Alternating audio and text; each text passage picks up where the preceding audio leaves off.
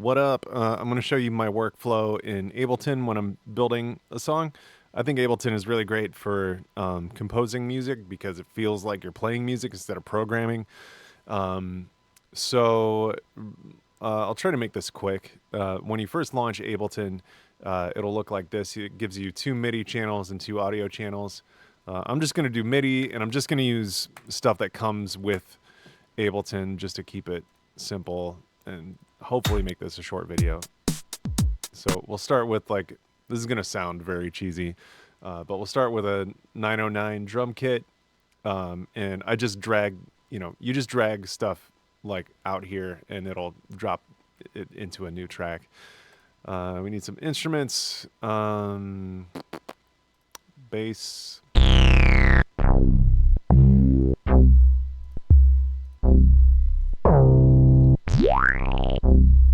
These sound pretty bad.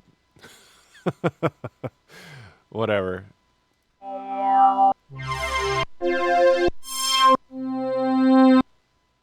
We'll make it sound cool with some effects. Maybe? I don't know. We'll see.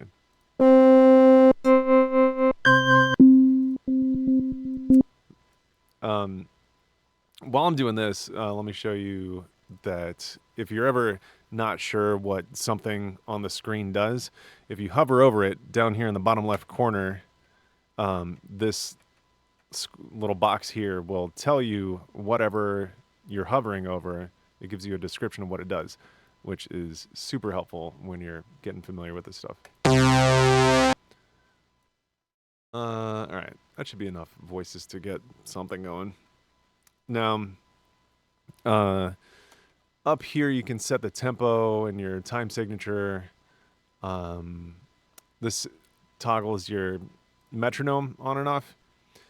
And up here are like your global controls. So I'm just going to hit play. This gets like the global clock going, but since we don't have anything sequenced yet, nothing is playing. So I will increase the tempo, 135. Let's make a techno banger, right? So I'm going to start with drums. So to do that, I just arm this 909 kit to record, and I'll start recording a clip here. Now you notice there's like a delay between clicking record and it actually recording, and that's because it's waiting for the next measure to start before it starts recording, which is great if you're doing like a live loop thing. You can hit record and then it'll quantize, the recording of it so that you have a loop that starts right on the downbeat. Speaking of quantization, let's make sure record quantization is turned on. 16th note should be good. All right, so metronome on, record.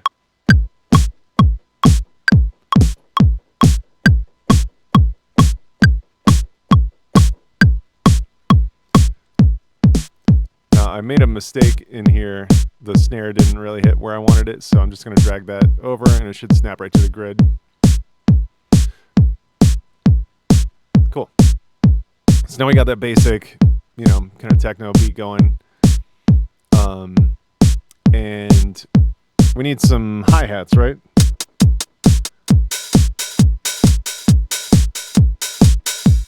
So to overdub it in the global controls up here, clicking this thing means that it'll now overdub while this loop is playing.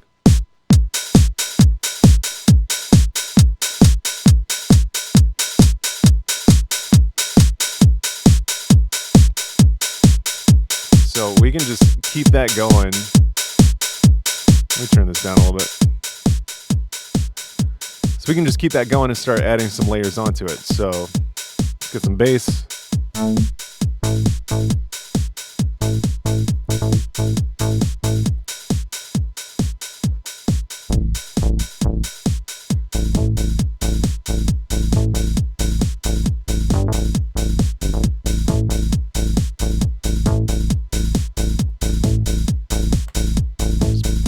Making some edits before we get to those mistakes coming back around. What is this? I think this is the pad.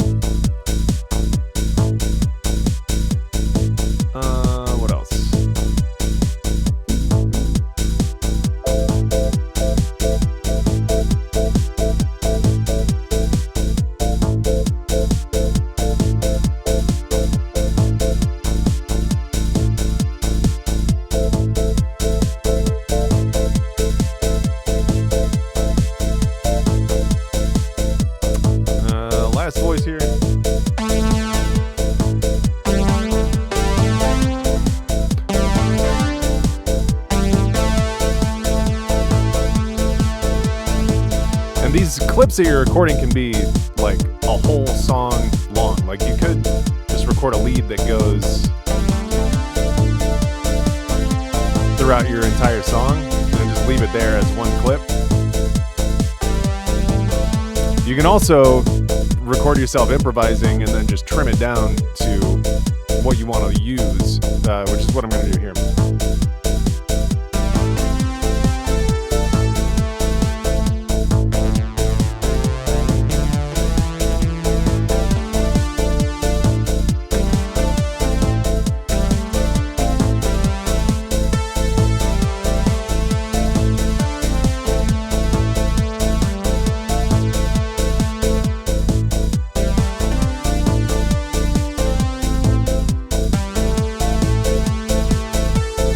Okay, so I'm just gonna leave it like that. I don't need or want any of this other stuff, so go to crop clip, and now it's just saving that loop that I'm going now. Now what we have playing sounds kind of busy. So from this point, what you can do is, I mean, there are some different ways to go about it, but the way I normally do it is just like duplicate this stuff. So I'm just selecting. So hang on, shut up. So if I click on this clip from the drum kit and then shift click on the lead over here, then it just selects all 5 of those clips, and then Control D, I can keep duplicating that, and so now I've got you know these are all the same things, just like duplicated into what I think are called scenes. So over here on the right side of the screen, you can see on the master channel these buttons that will launch everything that's on each of these scenes. And so to create different song sections, basically I would just make that one macro loop that is way too busy with everything going at once, then duplicate that, and then just start deleting things and have like different combinations of instruments going at any given time, and you end up with different song sections that are all related because you built them based on the same kind of foundation. So, you know, we're going to start off with just the drum and the bass going. And then we'll go to just the drums and the pad and the keys.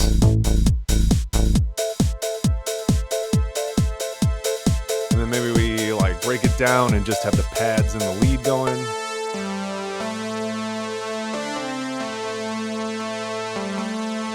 And then we kick it in.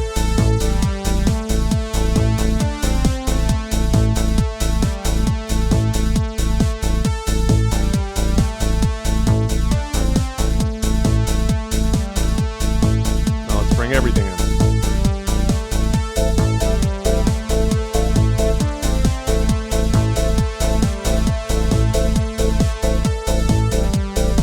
Now, wouldn't it be cool to have all that stuff going? You know, let's get the lead out of there.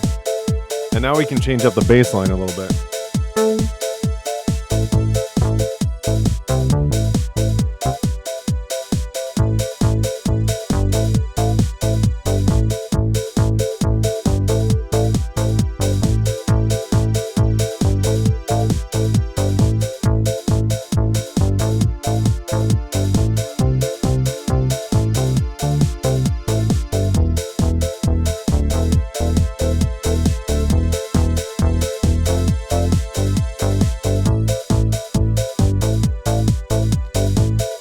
All right.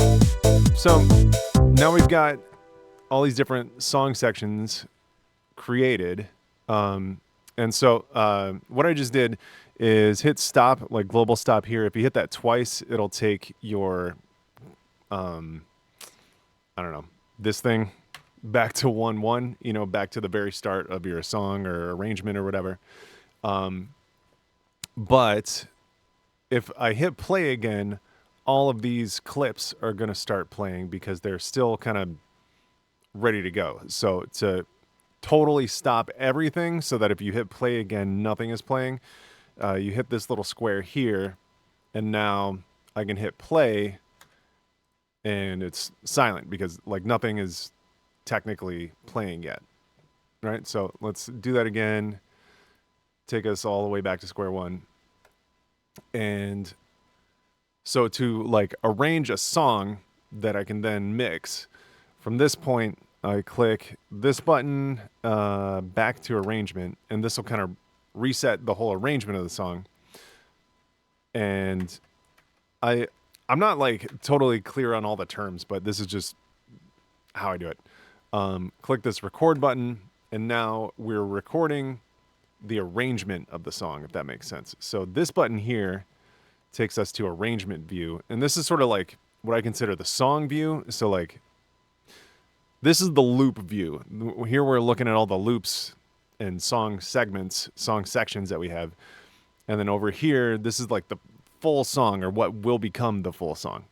So right now we're recording the arrangement, and everything we play from this point on is going to end up in that arrangement view. So this is how I arrange the song, is I'll just play the different sections of the song, and just wherever it feels natural, transition to the next section. That didn't really feel natural, but you know, if I were doing this for real, it would have. And you can flip back and forth, and here you can see that it is recording everything we're doing into this arrangement view.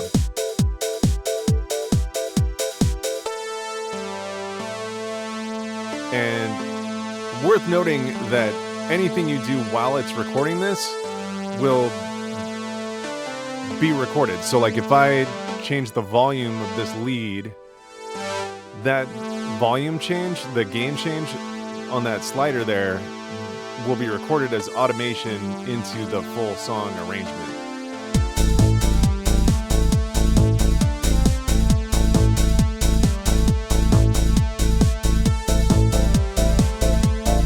Likewise, if I start sending this, I don't know, let's say we send the lead to send B, by default, that goes to this delay effect send over here.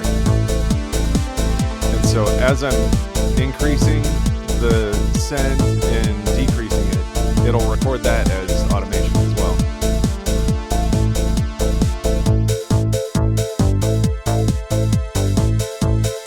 And you don't have to, however these scenes are set up with, you know, different clips playing, you don't have to adhere to that. You can, you know, I can stop these and just have the bass going.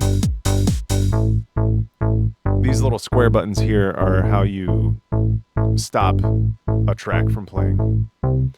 And then, you know, you could just manually go up to any of these clips and play them in any combination.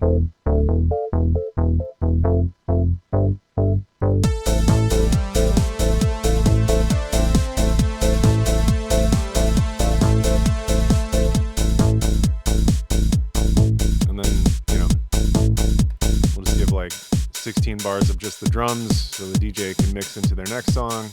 They're like, oh shit, I was talking to somebody, I forgot to line up my next song. Okay, here we go. You guys want Sandstorm? Put your hands up. 3, 2, here we go. Yeah, and that's that. So, back over to arrangement view. Click this little orange guy. And now, what I would do from here is export the audio, all individual tracks. Like if you want to export this as a demo, you could save it as the master. I do all individual tracks. The render start will default to wherever you actually started some audio. So if there's silence at the beginning, doesn't matter, because Ableton is smart enough to be like, you know what, let's just start it here, which is dope.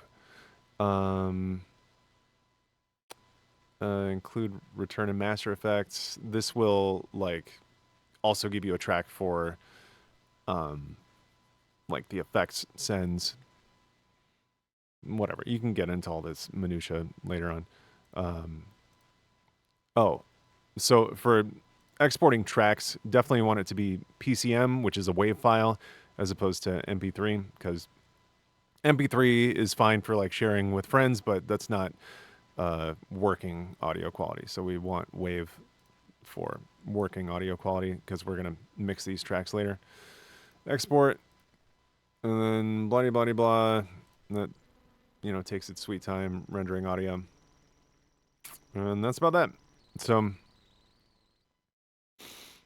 hopefully I didn't bore you too much. Hopefully you made it to the end. If you have any questions, just let me know.